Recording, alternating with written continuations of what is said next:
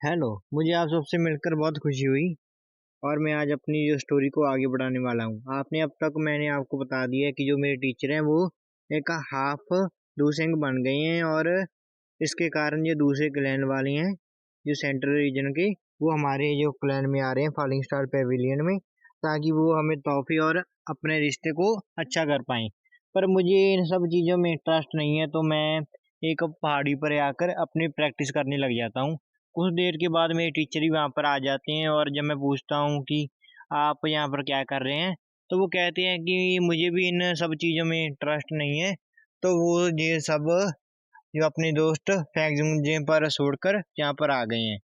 अगर बात करें हमारे जो मेरे टीचर हैं, उन्हें सच में इन सब चीज़ों में पसंद नहीं करते वो, पर वो मेरे लिए ऐसा कर रहे थे क्योंकि उन्होंने देख लिया था कि अगर किसी के पास कोई स्ट्रॉन्ग बैकग्राउंड नहीं होगा तो उसका हाल भी जो मेरे टीचर की तरह होगा। जब उन्होंने उन पर हालो सोल ने हमला कर दिया था और इनके मेरे टीचर के पास कोई ज़्यादा स्ट्रॉन्ग बैकग्राउंड नहीं था, तो वो पकड़े, बहुत ही ज़्यादा उनकी बुरी हालत हो गई थी हालो सोल्स के कारण। इसलिए मेरे टीचर जानते हैं कि मैं हालो सोल्स के साथ फाइट कर रहा हूँ, तो वो एक स्ट्रॉन्ग बैकग्राउंड बनाना चाहते थे मेरे लिए, तो वो इतना सब कर रहे थे। तभी मेरे टीचर अपनी जो फ्लेम है वो उसको निकाल देते हैं और कह मुझे दे देते हैं और कहते हैं कि जी अब मैं एक दूसंग बन गया हूँ, तो मुझे इस फ्लेम की ज़रूरत नहीं है, तो तुम ले लो हेवली फ्लेम को। और मैं कहता हूँ कि टीचर मैं अब वो बच्चा नहीं रहा जो आप कुछ भी कह देंगे और मान जाऊंगा। मुझे पता है कि जो एक एल्केमिस्ट के लिए एक अच्छी फ्लेम होना बहुत ज़रूरी है। पर मेरे टीचर मेरी बात नहीं मानते और अपना जो इम्प्रिंट है हेवली फ्लेम पर उसे हटा देते हैं और मुझे दे देते हैं और कहते हैं कि इसे स्वेलो करो, पर इसे अभी जो तुम्हारा मंत्र है फ्रेम मंत्र उससे साथ ऑब्जर्व मत करना, क्योंकि तुम्हें हो सकता है बैक क्लैच मिल जाए, क्योंकि ये फ्लेम मेरे साथ बहुत ही ज़्यादा सालों से है, इसलिए तुम्हें धीरे धीरे इसे मर्ज करना होगा। और मेरे पास भी कोई रास्ता नहीं था, तो मैंने उसे स्वेलो कर लिया हेवनी फ्लेम को और बाद में उसको मैं धीरे धीरे से अपने फ्लेम मात्रा के साथ मर्ज कर लूँगा। उसके बाद मेरे टीचर कहते हैं कि तुम्हें एक कोई मिलने आया है, और मैं पूछता हूँ कि कौन आया है। वो कहते हैं कि नालान यान आई है तुम्हें मिलने के लिए। इसे देखकर मैं हैरान हो जाता हूँ, क्योंकि मुझे पता है कि जो नालान यान है वो अपने काम के लिए नहीं आई होगी, वो पक्का जुन के काम के लिए आई होगी। तो मैं जल्दी से फॉलिंग स्टार पेविलियन की तरफ जाता हूँ और जुन जुन जो नालान यान नालान यान से है उसे मिलता हूँ और कारण पूछता हूँ कि वो कहाँ इसलिए क्यों आई है। और जैसा मैंने सोचा था वो झुनझुन के लिए आई थी।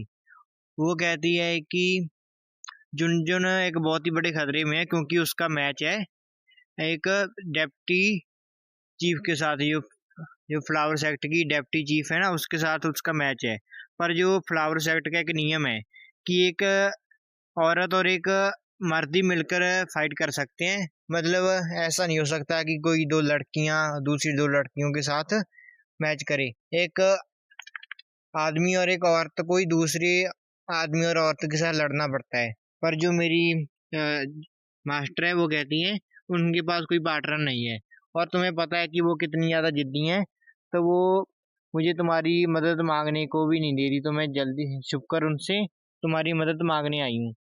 तो वो हमारा ज्ञान है, मैं कहता हूँ मतलब कि मुझे पूरी डिटेल में बताओ स्टोरी की, ये कैसा हो गया कि बैटल बैटल कैसे होने लग गई, पूरा कारण बताओ मुझे।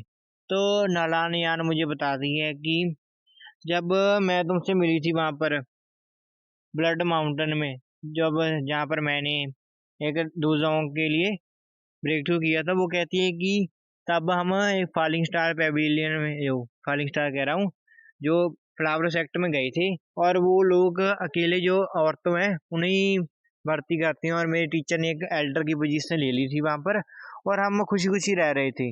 पर एक दिन मेरे टीचर ने, हम माउंटेन साइड में रह रहे थे फ्लावर सेक्टर की, और मेरे टीचर ने डिस्कवर किया कि एक जो बूढ़ी औरत है वहाँ पर है।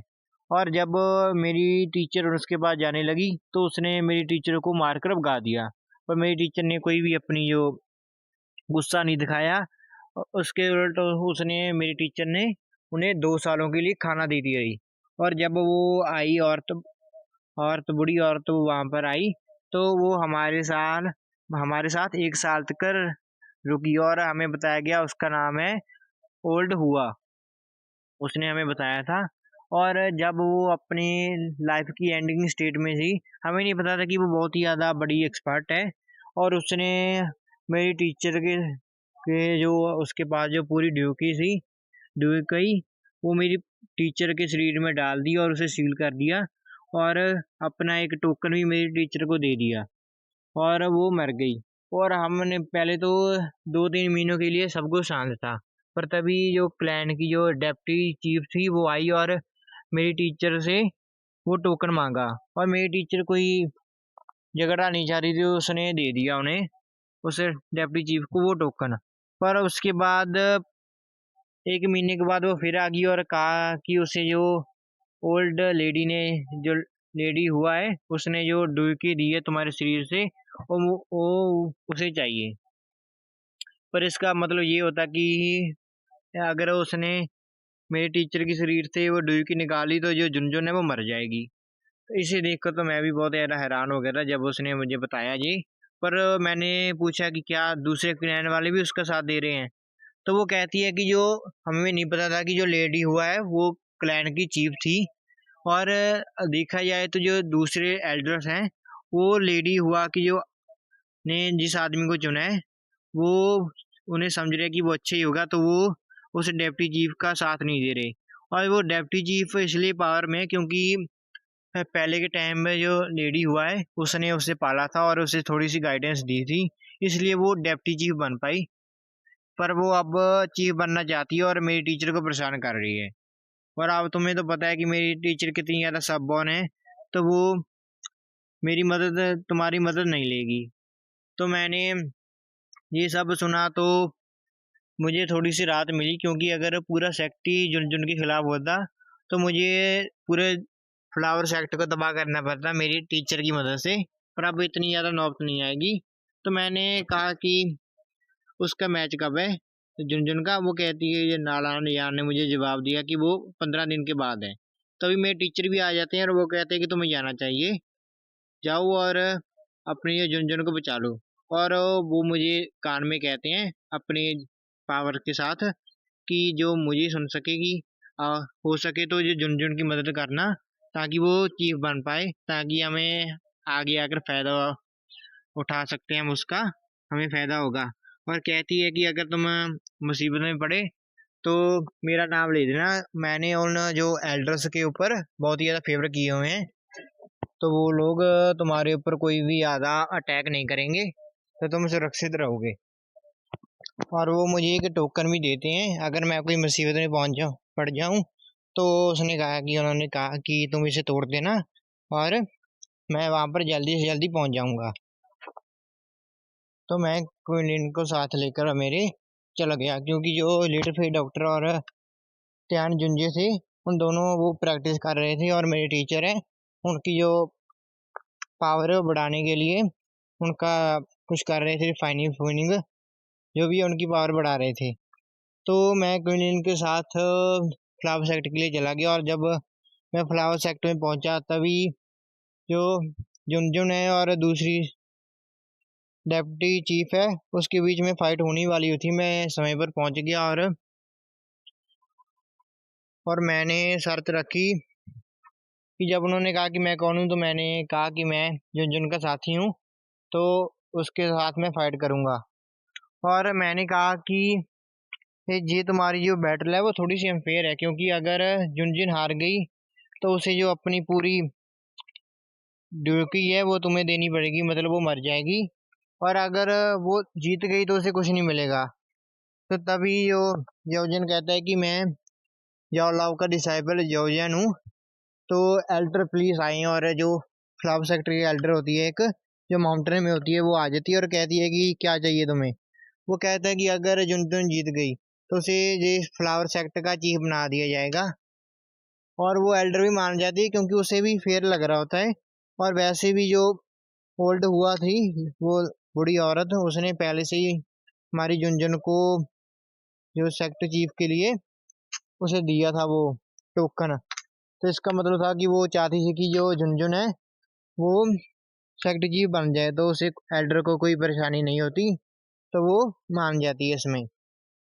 तभी मैं फाइट कर देता हूँ उस डेप्टी चीफ, और एक और आदमी होता है जो दूसरे क्लैन का होता है, उसकी पावर लेवल होती है 6 स्टार दोजोंग, और उस जो डेप्टी चीफ की पावर होती है वो होती है 4 स्टार दोजोंग। तो मैं बहुत ही ज़्यादा आसानी से जो मेरा डेमन पपिट है उसके साथ और मेरी पावर के साथ उन दोनों को हरा देता हूँ, और जो झुनझुन को सेट का चीफ बना देता हूँ। उसके बाद मैं अपनी जो पावर जो फ्लेम है उसको मर्ज भी कर लेता हूँ, और मेरी पावर भी बढ़ जाती है। और साथ ही साथ जो झुनझुन की जो सील लगी थी उसे भी तोड़ देता हूँ, ताकि वो ड्यूकी को अब्जॉर्ब कर पाए और पावरफुल बन पाए। और उसके बाद मैं जो झुनझुन से साथ विदा लेता हूँ, क्योंकि मुझे पता था कि अगर मैं ज़्यादा समय तक फ्लावर सेक्टर में रुका तो जो झुनझुन है वो खतरे में पड़ जाएगी, क्योंकि जो हालो सोल है वो उसे का जो पीछा नहीं छोड़ेंगी, और हो सकता है कि वो फ्लावर सेक्टर पर भी हमला कर दें। तो मुझे जी लगा कि मुझे यहाँ से जल्दी जल्दी चले जाना चाहिए।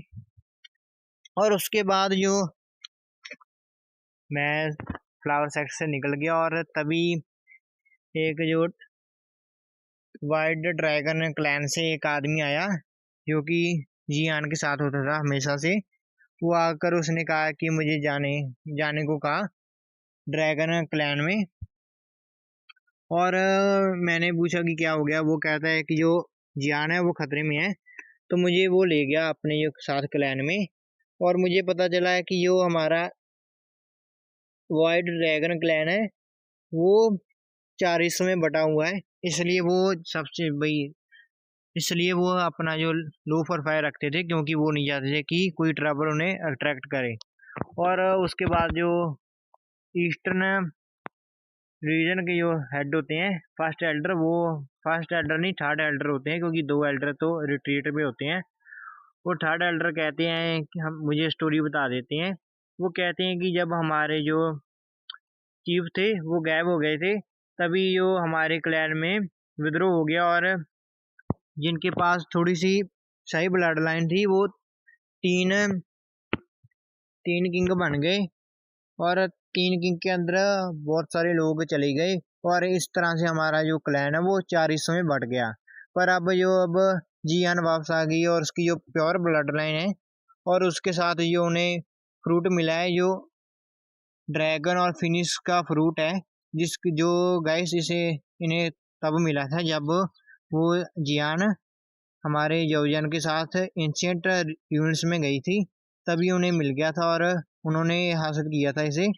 और वो कहते हैं कि अगर वो हमारी जियान उस फ्रूट को अब्जॉर्ब कर लेती तो उसकी जो ब्लड लाइन है वो बहुत ही ज़्यादा स्ट्रांग बन जाती, और सबके हमारे क्लैन को एक यूनाइट कर देती।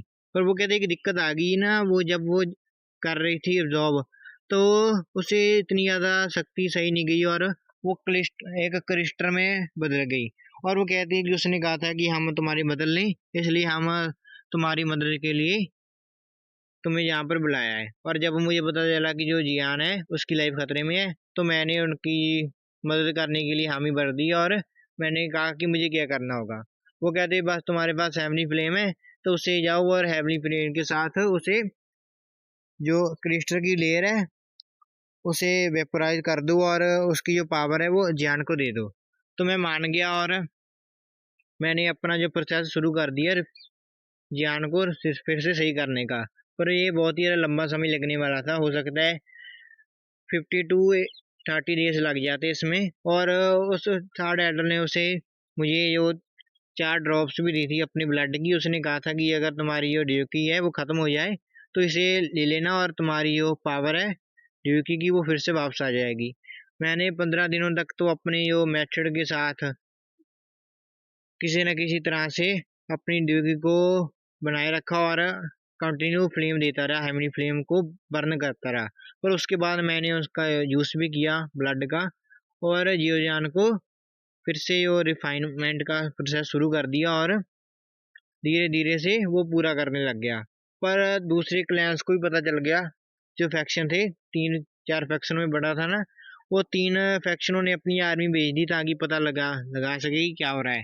पर जो हमारे ईस्टर्न क्लैन फैक्शन था उन्होंने उसे रोका, और एंड मौके पर जियान थी वो जाग गई और उन सभी को डोमिनेट कर दिया।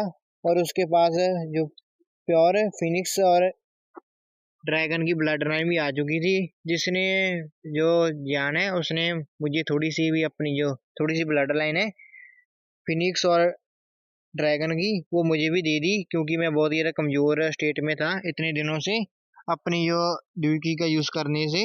वो भी मैं लगातार कर रहा था यूज़, ऐसा नहीं मैं कोई रेस्ट ले रहा था, सिंपली मैं पिछले 30 दिनों से अपनी जो ड्यूटी को बाढ़ रहा था। तो जब मैं आखिरी वक्त में मैं बेहोश हो गया था, जब जियान जागी थी तो उसने मुझे अपनी थोड़ी सी पावर दे दी और मैं बेहोश रहा। और जब मैं उठा मुझे पता चला कि जो जियान है वो पहले से ही अपनी जो पावर को स्टेबलाइज करने के लिए रिट्रीट पर चली गई है। तो मैंने भी जाना सही समझा कि मैं भी चला जाता हूँ, अब मेरा जहाँ पर कोई काम नहीं रहा। उसके बाद मैंने उनसे कहा है कि अब मैं भी विदा लेता हूँ और मेरे क्लैन को मेरी ज़रूरत है, तो मैं जा रहा हूँ। और उन्होंने मुझे छोड़ दिया मेरे क्लैन तक, और मैं मेरे क्लैन में वापस आ गया। और उसके बाद गाइस मैं आपको कल सुनाऊंगा आगे वाली स्टोरी, क्योंकि कल मैं जाने वाला हूँ हमारी जो जूनर है उससे मिलने उसके क्लैन में। तो आपको बहुत एक्साइटमेंट होगी कि क्या क्या मुसीबतों का मैं सामना करूंगा वहां पर, और किस तरह से मैं अपनी जूनियर को मिलूंगा। तो अगर आपको देखना है कि मैं जूनियर के साथ कैसे मिलता हूँ, तो आपको मेक श्योर कि आप इस चैनल को सब्सक्राइब कर दें और मेरी वीडियो को लाइक भी कर दें, ताकि आप आगे आने वाली